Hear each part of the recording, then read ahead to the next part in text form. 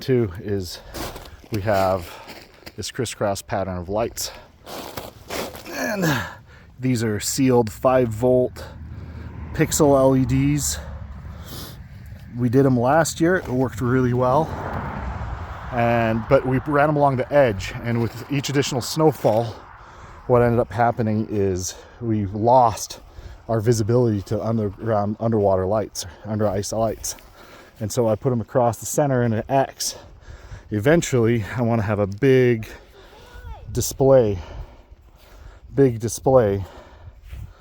that I can basically make a big grid display of anything. Oh, I think we're leaking a little bit over here, Finn. But look at that tube fill up. That's perfect. And it'll fill up just like a sausage. It's great. Maybe we don't have a leak. Maybe there's a leak on this.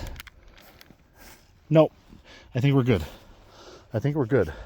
Those poly tube bags, they are, you can get them on eBay. And what they're meant to do is slice and seam them for sealing, a package that you're selling in gross quantities.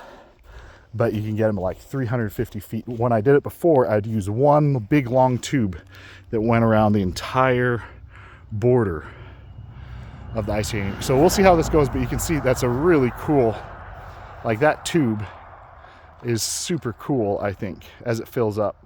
And it just has to go up over the high spots. Once it's over the high spots, then it just starts filling up like a sausage. It works really well. You just have to make sure you don't poke holes and you have it sealed. Otherwise it leaks and it's really bad. But as long as you can keep it sealed, you're good.